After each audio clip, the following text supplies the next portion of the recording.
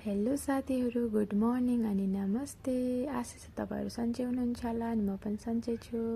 तपाईँहरूलाई स्वागत छ मेरो फर्स्ट मिनी ब्लगमा। र आजको मेरो दिनको सुरुवात गर्छु मैले बाहिरदेखि। बाहिर हेर्न सक्नुहुन्छ।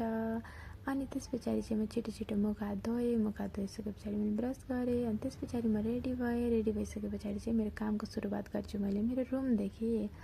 अनि म चाहिँ छिटो छिटो मेरो रुम सफा गर्न लागेँ। रुम सफा गरिसके पछाडि चाहिँ म गएँ मेरो सर र म्यामको रुम सफा गर्दै। यहाँ चाहिँ मैले सबै काम सकिसकेको थिएँ गरेर।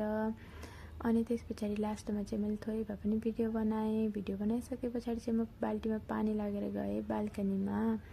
बाल्कनीमा बाहिर फुलहरू लगाएको छ। अनि त्यस पछाडि म यहाँ फुलहरूमा पानी हाल्न लागेँ। त्यस पछाडि फेरि म गएँ मसिनमा लुगा हाल्न। लुगा हालिसके पछाडि यहाँ चाहिँ मसिन चलाएर छोडेँ। अनि गएँ म किचनमा गइसके पछाडि चाहिँ मलाई भोक लागेको थियो। अनि त्यस पछाडि चाहिँ म लागेँ मेरो नास्ता रेडी गर्न।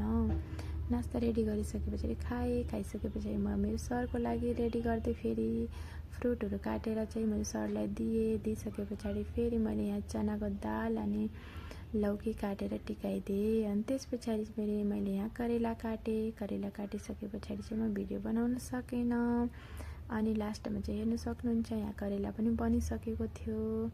अनि फेरि यहाँ लौकी र अनि चनाको दाल पनि बनिसकेको थियो। अनि यहाँ राइस पनि बनिसकेको थियो। अनि त्यस पछाडि मैले यहाँ बनाएको थिएँ सलाड पनि बनेर तयार भइसकेको थियो।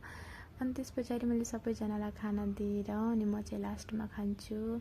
अनि त्यस पछाडि चाहिँ म खान लागेँ। अनि त्यस पछाडि म सबै घरको काम सकेर फेरि म नुहाउन गएँ। आजको लागि यति नै। अनि तपाईँहरूलाई कस्तो के लाग्यो सल्लाह सुझाव दिन नबिर्सिनु होला। यहाँसम्म मेरो ब्लग हेरिदिएकोमा धेरै धेरै धन्यवाद।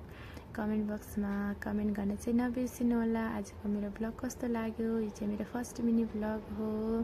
भेटौँला फेरि अर्को मिनी ब्लगमा। तबसम्मको लागि बाई।